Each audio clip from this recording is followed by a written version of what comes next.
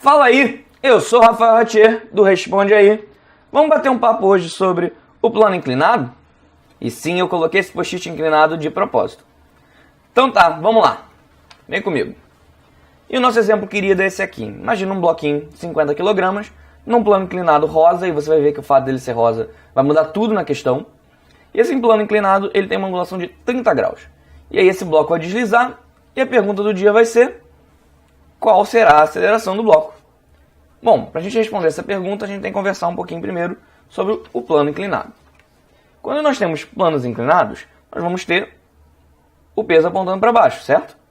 Bom, a gente está no planeta Terra, então a gente não magicamente perdeu a força-peso ainda atua.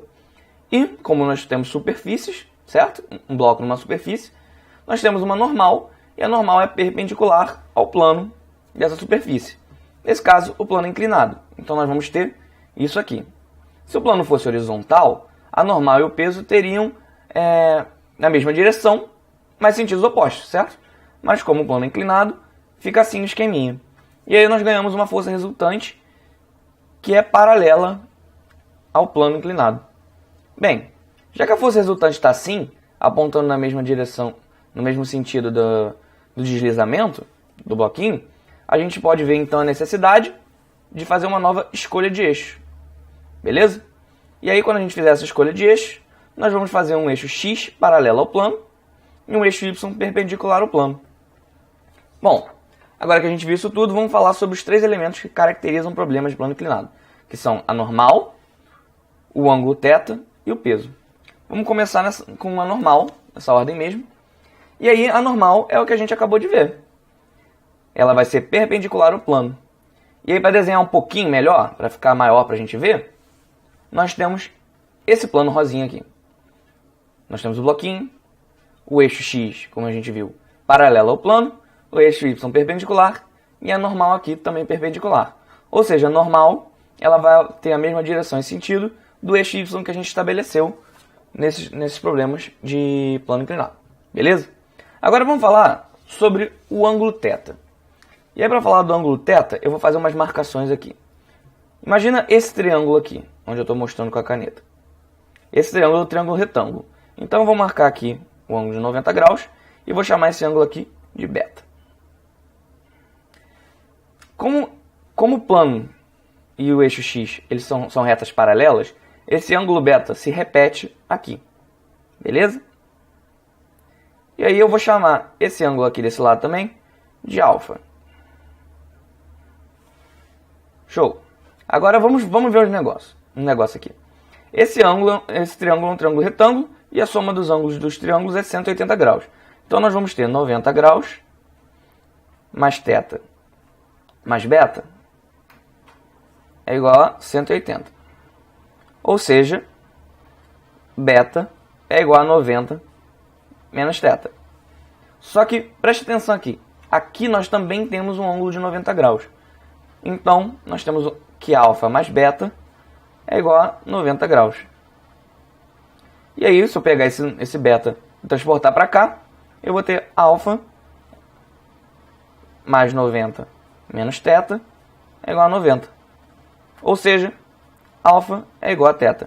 E isso é importante, que aí a gente consegue transportar esse ângulo aqui para cá. Esse ângulo e esse são a mesma coisa. E a gente vai usar isso para decompor a força-peso. Bem, a força-peso ela aponta para baixo, só que o nosso sistema de eixo que a gente colocou, ele não a força-peso não está na mesma direção e sentido de nenhum desses. Então vamos decompor em uma PY e uma PX. Aí nós vamos ter uma força PY aqui assim, PY, certo?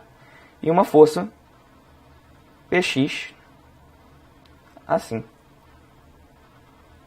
E na hora de decompor, como a gente sabe que o ângulo θ está aqui, colado ao ângulo, nós temos o PY. Então, o PY vai ser igual a P cosseno de θ. E separado ao ângulo, eu tenho o PX. Então, o PX vai ser igual a P seno de θ. E beleza.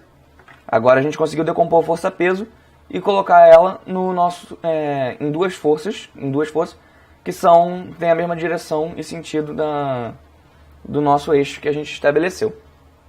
Mesma direção, perdão, sentido não necessariamente. Beleza. Então, vamos juntar tudo que nós vimos. E nós temos aqui a força-peso, o ângulo θ aqui, a normal e a Px e a Py. O que vai acontecer quando a gente aplicar a segunda lei de Newton no eixo y? No eixo y, que é esse aqui, eu vou ter que a normal vai se igualar à componente Py do peso. Então, em módulo, vamos ter normal é igual a Py. Tranquilão. Baixando aqui, normal vai ser igual a P cosseno, como a gente viu quando a gente decompôs a força-peso. E quem é a força-peso? Quem é a força-peso é a massa vezes a aceleração da gravidade.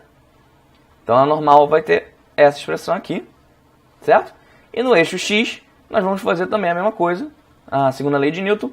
E veja que no eixo x, a única força atuando aqui é o Px. Então, o Px vai ser igual a uma massa vezes a aceleração, que é a força resultante. O Px, como nós vimos, é P seno, e o P, como a gente está vendo aqui em cima, é massa vezes a aceleração da gravidade. Pô, eu tenho massa dos dois lados, Rafael. O que eu faço agora? A gente corta. E aí, nisso que a gente corta, a gente tem uma expressão para aceleração. A aceleração do bloco, então, vai ser igual a gravidade vezes o seno do ângulo θ.